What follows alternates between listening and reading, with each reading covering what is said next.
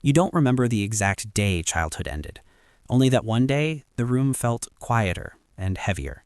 The adults around you were still speaking, still breathing, but something had shifted. You noticed it before anyone named it. This is how it starts. Not with trauma as a single event, but with responsibility arriving too early. You become useful before you are safe, helpful before you are held.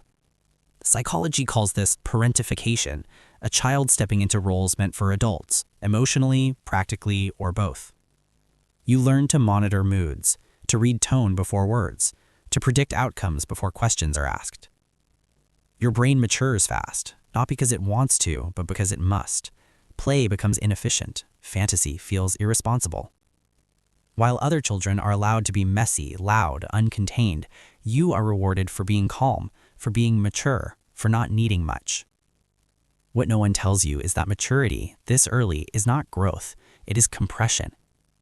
You compress emotions into manageable shapes. Fear becomes logic, sadness becomes silence. Your nervous system adopts, hypervigilance becomes the default setting. You don't relax, you scan, even in quiet rooms.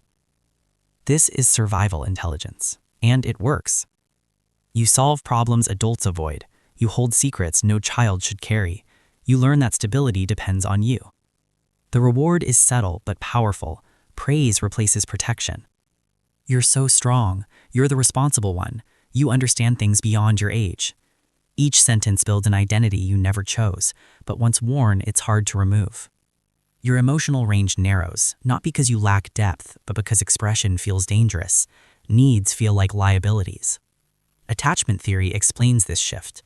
When care is inconsistent or conditional, the child adapts by becoming self-sufficient. Not secure, independent. You stop asking, you stop expecting. You don't learn how to receive comfort, you learn how to function without it. This creates a specific kind of adult later, but first it creates a specific kind of child. One who feels older than their body, younger than their responsibilities. You notice other kids still live in a softer world. You don't resent them, you just don't belong. So you stand slightly apart, observing, calculating. Emotional suppression becomes a skill. You don't explode, you contain. Inside, emotions pile up like unsent letters.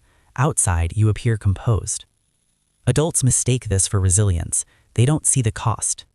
Because resilience, when forced too early, comes with a shadow, the inability to rest. Even joy feels monitored. Even happiness feels temporary.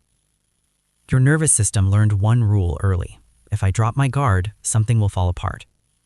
So you stay alert, helpful, ready. This is the child who grew up too fast. Not broken, but unfinished. You weren't allowed to be small long enough to learn how safety feels, and without that memory, adulthood becomes a performance of control. Here is the rule card you carry, even now. If I am competent, I am allowed to exist. In the next chapter, you'll see what happens when this child becomes an adult, one who can survive anything except needing someone else. You grow older, but something in you stays braced, like you're still waiting for the signal. From the outside, you look capable, calm, put together. Inside, you are managing, always managing. This is what happens when childhood teaches you competence before safety. You become an adult who functions flawlessly and rests poorly. Attachment theory has a name for this pattern, but you don't experience it as theory, you experience it as distance. Needing others feels unfamiliar, almost embarrassing. You don't fear abandonment in dramatic ways, you simply assume you're on your own. So you don't lean, you don't ask, you don't wait. Independence becomes your personality, but it's not freedom, it's armor. You are good at handling pressure because pressure is familiar. Peace, on the other hand, feels suspicious, like something must be missing. Your nervous system adapted long ago. Chronic stress became the baseline.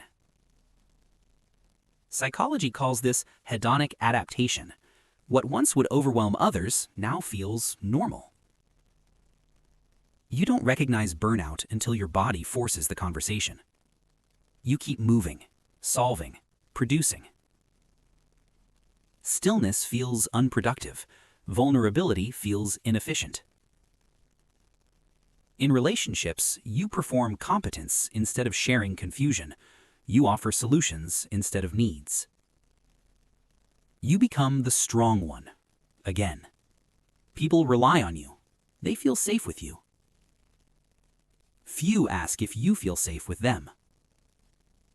Intimacy triggers something strange, not fear exactly, but exposure. Because closeness requires something you never practiced, being small without consequences. So you control what can be controlled: schedules, emotions, expectations. Control feels like stability, even when it costs you softness. You rarely collapse. You quietly withdraw. You don't say, "I'm overwhelmed."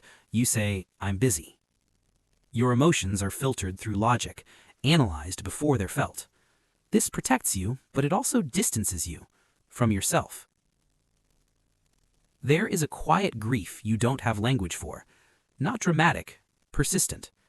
It's the grief of never being taken care of without earning it. You don't miss toys or games, you miss permission.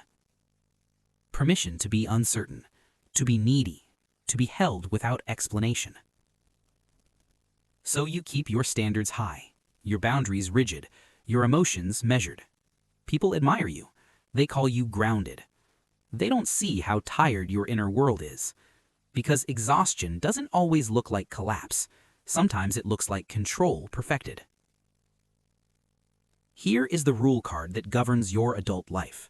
If I don't need anyone, I can't be disappointed. It sounds logical, protective, but it quietly isolates you. Because connection requires risk, and risk requires safety you never learned to feel. Still, something in you is changing, a tension you can't ignore anymore.